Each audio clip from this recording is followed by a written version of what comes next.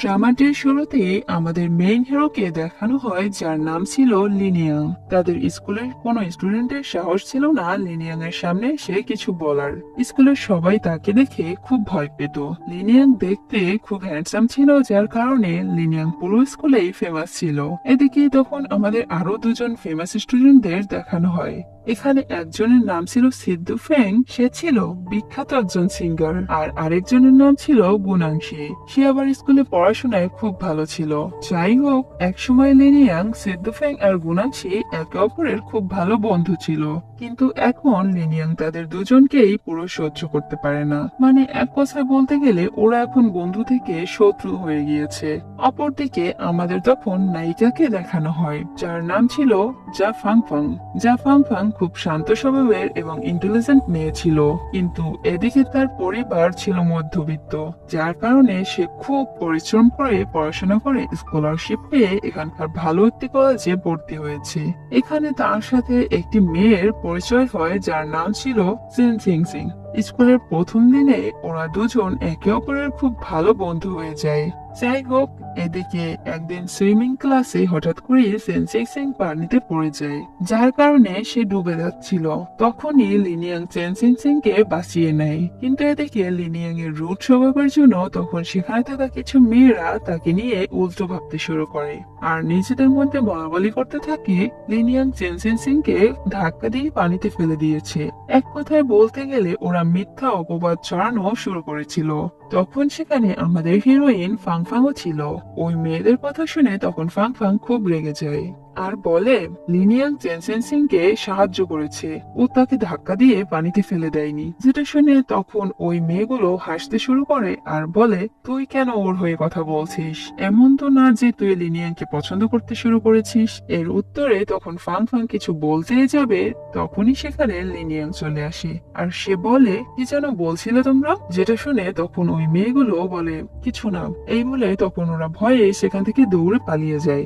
এরপর যখন লিনিয়াং সেখান থেকে চলে যাচ্ছিল, তখনই যাওয়ার পূর্বে ফাফাংকে বলে, এরপর থেকে তুমি আর আমার কোনো ব্যাপারে নাক গলাবে না। এটা বলে লিনিয়াং তখন সেখান থেকে চলে যায়। এরপর যখন সে স্কুলের বারান্দা দিয়ে হাঁটছিল, তখন সেখান দিয়ে একটি ছেলে যাচ্ছিল যে কিনা লিনিয়াং এর সোয়েটারের মতো সেম টু সেম সোয়েটার পরেছিল, যেটা দেখে লিনিয়াং তখন তার আশপাশ দিয়ে ঘুরছিল। লিনিয়াংকে এইভাবে দেখে বেচারা ওই ছেলেটি তখন ভয় পেয়ে তৎক্ষণাৎ সোয়েটারটি খুলে সেখানে ফেলে দিয়ে সেখান থেকে চলে যায়। যাই হোক, পরের সিনে লিনিয়াং জানতে পারে সিতুফাং একটি গান রিলিজ করতে যাচ্ছে।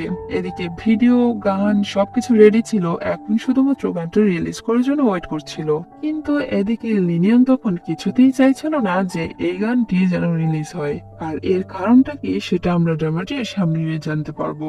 এদিকে লিনিয়াং খুব রেগে ছিল, যার কারণে সে তখন তার ত্যাগী কর্মীদের চেনসেন সিং কে কিডন্যাপ করে আনতে বলে। কারণ এদিকে লিনিয়াং জানতো চেনসেন সিং সিদ্ধুফেং এর একে অপরের খুব ভালো বন্ধু, এই জন্য লিনিয়াং তার ত্যাগী কর্মীদের বলে তাকে ধরে আনার জন্য। যার কারণে তখন ওরা চেনসেন সিং এর সাথে ফাফাংকেও কিডন্যাপ করে একটি পার্কে নিয়ে আসে। কিছুক্ষণ পর যখন লিনিয়াং সেখানে আসে, তখন সে ফাফাংকে দেখে বলে, ও এখানে কি করছে? তখন তার মোটা ত্যাগী কর্মী বলে, বস, একটির বদলে দুইটি কিডন্যাপ করেছি। যেটা শুনে তখন লিনিয়াং খুব রেগে যায় আর তাকে মারতে শুরু করে এবং বলে, এখানে কি আমি গুলিস্তানের অফার দিয়েছি যে একটির সাথে আরেকটি ফ্রি? যাই হোক, এরপর থেকে যেন আর কোনো ভুল না হয়। এরপর ওদের উপর নজর রাখতে বলে লিনিয়াং সিদ্ধুফাংকে ফোন করে এখানে আসতে বলে। এর কিছুক্ষণ পর সেখানে সিদ্ধুফাং এবং গুনাংশী চলে আসলে তখন তাদের মধ্যে ঝগড়া বেঁধে যায়। তখন লিনিয়াং তাকে গানটি রিলিজ না করার জন্য বলে, যেটা শুনে তখন গুনাংশী বলে, তুই আর কতদিন ওই দিনের ঘটনার জন্য আমাদের সাথে ঝামেলা করবি? যেটা শুনে তখন লিনিয়াং রাগে সিদ্ধুফাংকে বলে, তুই ওর জন্য গান গাওয়ার ডিজার্ভ করিস না, তোর জন্য আমাদের কাছ থেকে এই পৃথিবী ছেড়ে চলে গিয়েছে। এই ঘটনা আমি না কখনো ভুলে যাবো আর না কখনো তোকে বলতে দিব। এদিকে তখন ফাফাং এবং চেনসেন সিং ওদের দুজনকে বোকা বানিয়ে সেখান থেকে দৌড়ে পালিয়ে যায়। যেটা দেখে তখন ওই মোটা ছেলেটি এসে লিনিয়াংকে বলে, বস, ওই দুইটি মেয়ে আমাদের বোকা বানিয়ে সেখান থেকে পালিয়ে গিয়েছে। এই কথাটি তখন সেখানে থাকা সিদ্ধুফাং শুনে ফেলে, যার কারণে তখনই ও তাদের খুঁজতে বেরিয়ে পড়ে। কিন্তু এদিকে লিনিয়াং আবারও সিদ্ধুফাংকে বলে, তুই যদি এরপরও গানটি রিলিজ করিস তাহলে যা আজ তোর সাথে হয়েছে সেটা আবারও তোর সাথে হবে।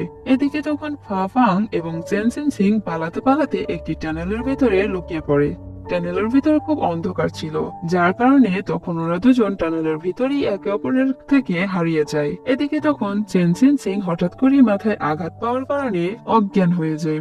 যাই হোক, এদিকে সিদ্ধুফাং তাদের খুঁজতে খুঁজতে টানেলের ভিতরে চলে আসে। কিছুক্ষণ পর সিদ্ধুফাং চেনসিন সিং কে অজ্ঞান অবস্থায় খুঁজে পেয়ে সেখান থেকে নিয়ে যায়। কিন্তু এদিকে সে তখন এটা জানতো না যে চেনসিন সিং এর সাথে ফাফাংও ছিল।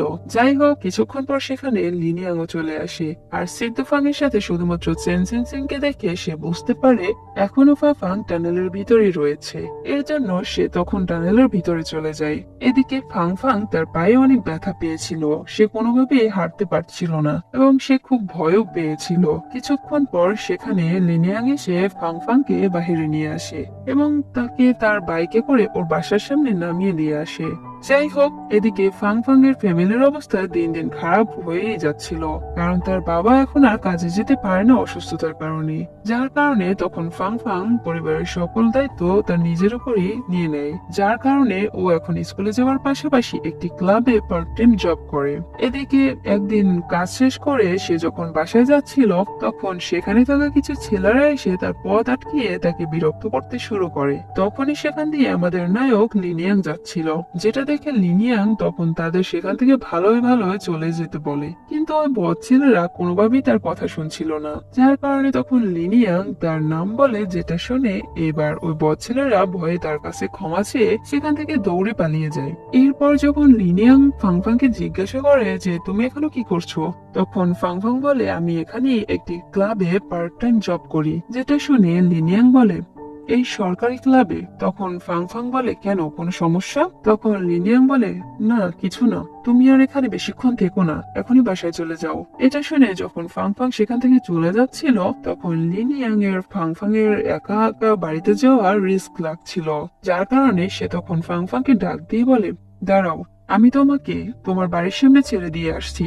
এদিকে ফাংফাং ওই বদ ছেলেদের জন্য তখন খুব ভয়ে ছিল, যার কারণে সে তখন রাজি হয়ে যায়। কিছুক্ষণ পর যখন লিনিয়াং ফাংফাংকে বাসায় নামিয়ে সেখান থেকে চলে যাচ্ছিল, তখনই ফাংফাং এর বাবা লিনিয়াংকে দেখে তার মেয়ের বয়ফ্রেন্ড ভাবতে শুরু করে।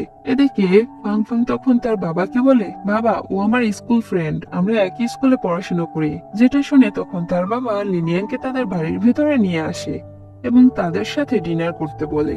এদিকে ফাংফাং এর ফ্যামিলির অবস্থা তো খুব ভালো না, আর এরপর ওরা সবাই মিলে নিজের সামর্থ্য অনুযায়ী লিনিয়াংকে নিজেদের মতো করে ট্রিট দেয়, যেটা দেখে তখন লিনিয়াংও তাদের খুব রেসপেক্ট করে এবং তাদের সাথে খুব ভালো ব্যবহার করে। যেটা দেখে তখন ফাংফাং এর এক দৃষ্টিতে তার দিকে তাকিয়েছিল। এদিকে লিনিয়াং ফাংফাং এর ফ্যামিলির বন্ডিং এবং ওদের নিজেদের মধ্যে এত হাসি খুশি দেখে লিনিয়াং তখন ইমোশনাল হয়ে পড়ে, যার জন্য সে তখন খাবার ছিল না। যেটা দেখে তখন ফাংফাং এর মা বলে আচ্ছা বাবা, তোমার কি খাবারটা পছন্দ হয়নি? তুমি কেমন খাবার পছন্দ করো বলো আমাকে। তোমার মা তোমার পছন্দের কোন খাবার রান্না করে আমাকে বলো, আমি পরের বার সুন্দর করে ওই খাবারটি তোমার জন্য রান্না করব। যার উত্তরে তখন লিনিয়াং বলে আমার মা বেশিরভাগ সময় বাহিরে থাকে কাজের জন্য, আমাকে সময় দেওয়ার মতো আমার মায়ের কাছে একদমই সময় নেই। যেটা শুনে তখন ফাংফাং এর পুরো পরিবার স্তব্ধ হয়ে যায়। যাই হোক, ওরা সবাই মিলে যখন একসাথে খাবার খাচ্ছিল, তখন ফাংফাং এর বাবা বলে আমার মেয়ে খুব শান্ত স্বভাবের, যার জন্য আমার মেয়ের সাথে কেউ বন্ধুত্ব করতে চায় না, কিন্তু এখন আমি অনেক খুশি কারণ এখন আমার মেয়ের একটি কেয়ারিং ফ্রেন্ড রয়েছে। যাই হোক, পরের দিন ফাং লিনিয়াং এর সোয়েটারটি তাকে ফেরত দিতে আসে, কারণ আগের দিন রাতে সে ভুল করে সোয়েটারটি তাদের বাসায় রেখে এসেছিল। কিছুক্ষণ পর যখন সেখানে চেনসিন সিং চলে আসে, তখন ফাং কি বলে তুই কি ওকে পছন্দ করতে শুরু করেছিস নাকি?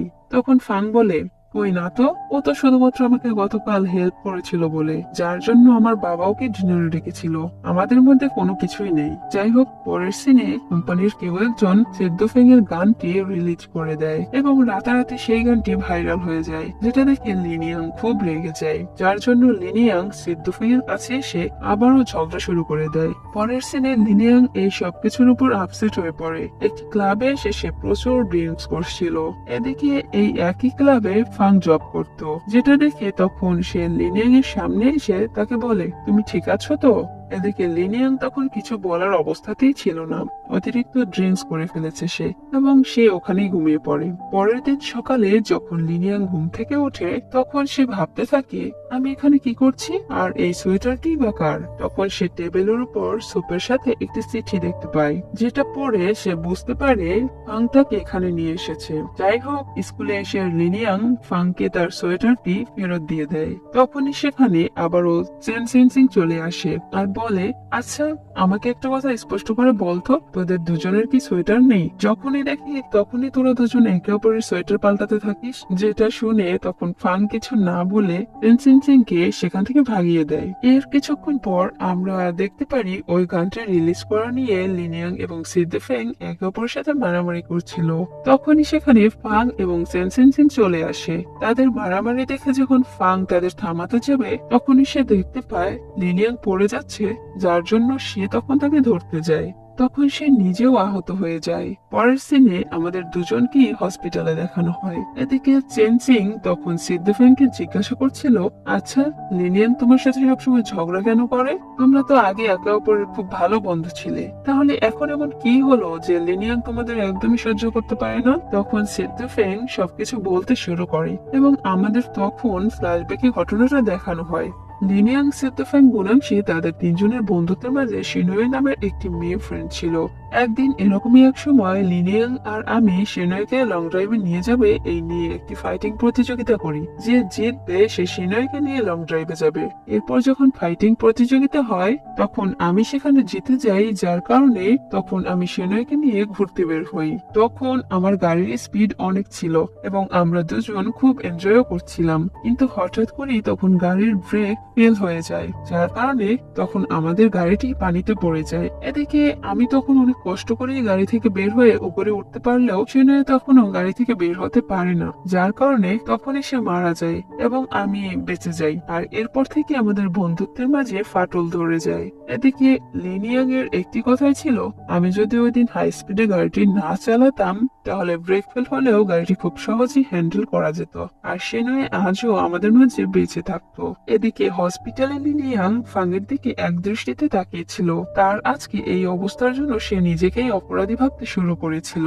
আর একটু পর যখন ফাংয়ের জ্ঞান আসে তখন লিনিয়াং তাকে জিজ্ঞাসা করে, তোমাকে কে বলেছিল আমাকে এসে হেল্প করতে?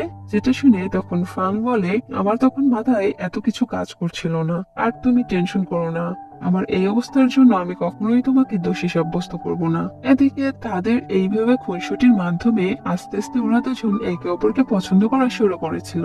কিন্তু এদিকে লিনিয়াং একজন গ্যাংস্টার ছিল, যার কারণে সে চাচ্ছিল না তার জন্য ফাং আর কোনো ঝামেলায় পড়ুক। এই জন্য লিনিয়াং তখন ফাংকে বলে, এরপর থেকে প্লিজ তুমি আমার কোনো আর ঝামেলায় এগিয়ে আসবে না, এতে তোমার ভালো হবে এবং আমারও। এই কথাগুলো শুনে তখন ফাং মনে মনে খুব রেগে যায়। যাই হোক, এইভাবে কিছুদিন চলে যায়। একদিন কলেজ শেষ করে যখন ফাং বাসায় যাবার জন্য রেডি হচ্ছিল তখন সে বুঝতে পারে সেদিনের আঘাতের ব্যথা এখনো তার সারেনি, এখনো হালকা হালকা ব্যথা রয়ে গেছে। কিন্তু তারপরও ফাং যখন ব্যক্তি কাঁধে নিয়ে চলে যাচ্ছিল তখনই লিনিয়াং সেখানে চলে আসে আর ফাংকে বলে, ব্যক্তি দাও, তোমাকে এগিয়ে দিয়ে আসছি। কিন্তু তখন ফাং সরাসরি মানা করে দেয়, যেটা শুনে তখন লিনিয়াং বলে, আমি চাই না তুমি আবারও অসুস্থ হয়ে পড়ো, তোমার কাঁধের ব্যথা এখনো সারেনি। যার উত্তরে তখন ফাং রেগে বলে, আমি কি তোমাকে কখনো বলেছি আমাকে হেল্প করার জন্য? আমি তো আমার এই অবস্থার জন্য তোমাকে দায়ী করছি না, যার জন্য তোমাকে আমার কোনো রেসপন্সিবিলিটি নিতে হবে না। আর তুমি তো বলেছো আমাকে তোমার কাছ থেকে দূরে থাকার জন্য, কিন্তু এখন কি হয়েছে? এটা বলে তখন ফাং রেগে সেখান থেকে চলে যায়, যেটা দেখে তখন লিনিয়াং রেগে যায় এবং ব্যাগটি মাটিতে ফেলে দেয়। আর এখানেই সিন কাজ হয়ে যায়। পরের সিনে আমরা লিনিয়াংকে একা একা একটি জায়গায় বসে থাকতে দেখি। সে কোনোভাবেই সিদ্দুফেংকে ক্ষমা করতে পারছে না, এই জন্য সে আবারও সিদ্দুফেং এর সাথে ঝামেলা করার প্ল্যান করে। এটা যখন ফাং জানতে পারে তখন সে ওর কাছে এসে বলে, তুমি কেন আবার ওর সাথে ঝামেলা করার চেষ্টা করছো? প্লিজ এরকমটা আর করো না। কিন্তু লিনিয়াং তখন তার কোনো কথায় পাত্তা না দিয়ে সেখান থেকে চলে যায়। এদিকে যখন সিদ্দুফেং এর ফ্রেন্ডরা জানতে পারে লিনিয়াং তার সাথে ঝামেলা করতে এখানে এসেছে তখন সবাই মিলে ওকে মারতে চলে আসে। কিন্তু তখনই সেখানে সিদ্দুফেং এসে লিনিয়াংকে বাঁচিয়ে নেয়, যেটা দেখে তখন লিনিয়াং তার নিজের করা এতদিনের ভুলগুলো বুঝতে পারে। আর তারা দুজন আবারও একে অপরের ভালো বন্ধু হয়ে যায়। এদিকে একদিন লিনিয়াং তার গ্যাং মেম্বারদের বলছিল এখন থেকে সে আর গ্যাংস্টার হয়ে থাকবে না, এখন থেকে সে একজন ভালো মানুষ হবার চেষ্টা করবে। এদিকে লিনিয়াং তো সিদ্ধফেং এর সাথে তার বন্ধুত্বটা ঠিক করে নিয়েছে, কিন্তু এখন তাকে ভালো একজন স্টুডেন্ট হতে হবে। তাই সে ফার্স্ট টাইম লাইব্রেরিতে সে ফাংয়ের পাশে যখনই বসতে যাবে তখনই ফাং বলে এটা চেন সিং এর সিট, তুমি এখানে বসতে পারবে না। যার কারণে লিনিয়াং তখন পিছনের সিটে একটি ছেলেকে ভয় দেখিয়ে সেখান থেকে উঠিয়ে নিজে সেখানে বসে পড়ে, যেটা দেখে ফাং রেগে সেখান থেকে চলে যাচ্ছিল। তখনই লিনিয়াং ওকে থামিয়ে দেয় আর বলে কোথায় যাচ্ছ, বসো এখানে। এমনকি সেদিনের হসপিটালের ঘটনার জন্য লিনিয়াং তার কাছে ক্ষমা চায়, যেটা শুনে তখন ফাং কাঁদতে শুরু করে। তখন লিনিয়াং তার চোখটি মুছে দেয় আর বলে আমি আজ থেকে পড়াশোনা করতে চাই, যেটা শুনে তখন ফাং অবাক হয়ে যায়। তখন লিনিয়াং বলে সামনে এক্সাম শুরু হবে, প্লিজ তুমি আমাকে একটু পড়াশোনায় সাহায্য করো। এটা বলে যখন লিনিয়াং তার বইটি খোলে তখন ফাং ওর বইয়ের এই বেহাল অবস্থা দেখে মনে মনে খুব হাসতে শুরু করে। যাই হোক, এরপর থেকে ফাং লিনিয়াংকে পড়াশোনায় হেল্প করতে শুরু করে এবং তারা দুজন খুব ভালোভাবে এক্সামের জন্য প্রস্তুতি নেয়। কিছুদিন পর এক্সাম শেষ হলে যখন রেজাল্ট দেওয়া হয় তখন লিনিয়াং এর নামটি সবার উপরে দেখে সেখানে থাকা সবাই খুব অবাক হয়ে যায়। এতে ফাং খুশি হয়। তখন ফ্ল্যাশব্যাকে আমাদের দেখানো হয় যখন ফাং লিনিয়াংকে এক্সামের জন্য প্রিপেয়ার করছিল তখন লিনিয়াং একটি ইংরেজি বই পড়ছিল, যেটা থেকে লিনিয়াং তখন এক দৃষ্টিতে বইটির দিকে তাকিয়েছিল আর বলছিল তুমি কি পড়ছো সেটা আমাকেও বলো, আমিও শুনতে চাই। তখন ফাং বলে তুমি যদি এক্সামে ভালো করতে পারো তাহলেই তোমাকে বলবো, যেটা শুনে তখন লিনিয়াং রাজি হয়ে যায়। প্রেজেন্টে পরের সিনে যখন ফাং বই নেওয়ার জন্য লাইব্রেরিতে আসে তখন সেখানে থাকা কিছু মেয়েরা বলছিল দেখ লিনিয়াং দেখতে কত হ্যান্ডসাম, ওর গার্লফ্রেন্ড হবে তো শুধুমাত্র বড়লোক ফ্যামিলির মেয়েগুলোই, এর নিচে তো ওর গার্লফ্রেন্ড হবার কোনো চান্সই নেই কারো। যেটা শুনে তখন ফাং মনে মনে ভাবে ও তো তাহলে লিনিয়াং এর ফ্রেন্ডও হবার যোগ্য না। তখন সে মন খারাপ করে বইটি রেখে সেখান থেকে চলে যায়। রাতে যখন ফাং মন খারাপ করে বাসায় বসেছিল ঠিক তখন সেনসিন সিং তাকে বলে আমাদের কখনোই উচিত না নিজেদের ছোট মনে করা। এইভাবে আরো কিছু মোটিভেট কথা ফাংকে সে বলতে থাকে, যেটা শুনে পরদিন ফাং মোটিভেট হয়ে আবারও লাইব্রেরিতে ওই বইটি নিতে যায়, কিন্তু সেখানে ওই বইটি সে আর খুঁজে পাচ্ছিল না। কিছুক্ষণ পর সে জানতে পারে এই বইটি গতকালকেও নিয়ে নিয়েছে। এটা শুনে তখন ফাং মন খারাপ করে যখন চলে যাচ্ছিল তখনই তার সামনে লিনিয়াং এর দুটি বলদ বন্ধু চলে আসে। তখন মোটা ছেলেটি বলে তুমি কি বসকে খুঁজে বেড়াচ্ছ? যেটা শুনে তার এক বন্ধু বলে যেদিন থেকে বস নিজেকে পরিবর্তন করেছে ওই দিন থেকে কেউ না কেউ সে বসকে প্রপোজ করেই যাচ্ছে। দেখো আমাদের বস সহজেই কিন্তু কাউকে গার্লফ্রেন্ড বানাবে না। যেটা শুনে তখন ফাং কষ্ট পেয়ে সেখান থেকে চলে যাচ্ছিল তখনই সেখানে লিনিয়াং চলে আসে আর ফাংকে জিজ্ঞাসা করে কি হয়েছে, তোমাকে এরকম দেখাচ্ছে কেন? কিন্তু তখন ফাং লিনিয়াংকে কিছু না বলে সেখান থেকে মন খারাপ করে চলে যায়। যেটা দেখে লিনিয়াং বুঝতে পারে এই দুই গাধাই হয়তো ফাংকে কিছু বলেছে। তখন লিনিয়াং তাদেরকে বকাঝকা করে দৌড়ে চলে যায় ফাং এর কাছে। এদিকে ফাং একটি জায়গায় সে খুব কান্না করছিল, তখনই সেখানে লিনিয়াং চলে আসে। যেটা দেখে ফাং তখন তার কাছে আসতে মানা করে আর বলে আমাদের দুজনের লাইফস্টাইল পুরো আলাদা। যেটা শুনে তখন লিনিয়াং বলে তো কি হয়েছে, এতে আমার তো কোনো প্রবলেম নেই। এটা বলে লিনিয়াং তখন ফাংকে জড়িয়ে ধরে আর বলে আজ থেকে তোমাকে আর কেউই বিরক্ত করবে না। তাদের কথাবার্তার এক পর্যায়ে ফাং দেখতে পায় ওই বইটি লিনিয়াং এর কাছেই রয়েছে। যেটা দেখে ফাং বলে এই বইটি তোমার কাছে কিভাবে আসলো? যেটা শুনে তখন লিনিয়াং বলে তুমি তো ওই দিন আমাকে বইটির নাম বললেই না।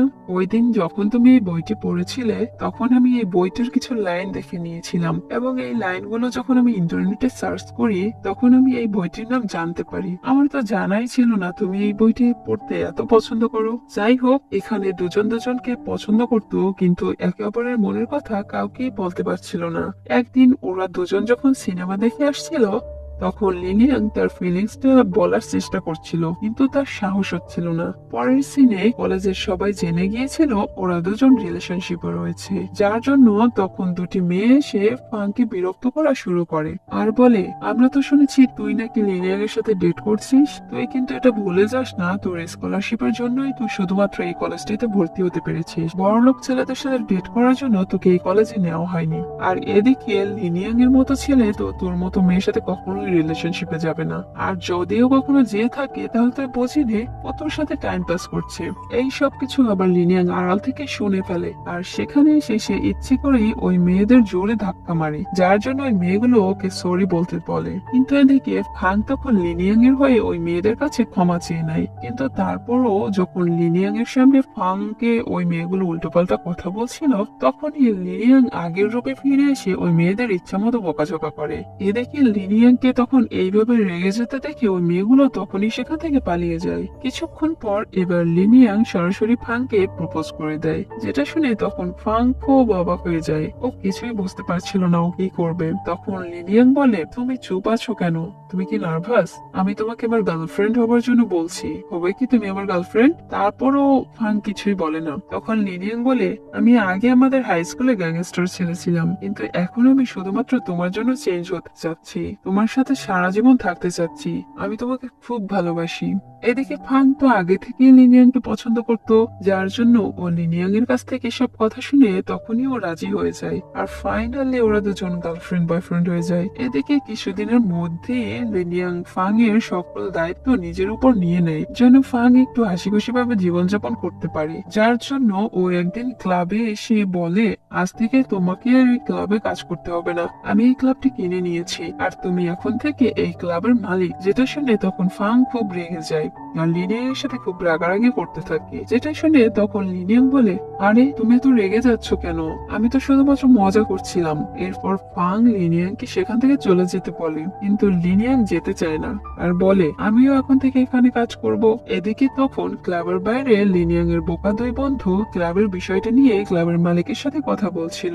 তখন লিনিয়াং ইশারা করে তাদের বলে, ক্লাবটি কেনার কোনো প্রয়োজন নেই, প্ল্যান ক্যান্সেল করে ফেল। কিন্তু ওই দুই বলদ উল্টো বুঝে তখন ক্লাবের মালিককে বলে, এখন যদি তুই আমাদের কাছে ক্লাবটি বিক্রি না করিস তাহলে কিছুক্ষণ পর আমাদের বস তোকে সোজা উপরে পাঠিয়ে দেবে। এই কথা শুনে তখন বেচারা ক্লাবের মালিক ভয়ে রাজি হয়ে যায় ক্লাবটি বিক্রি করার জন্য।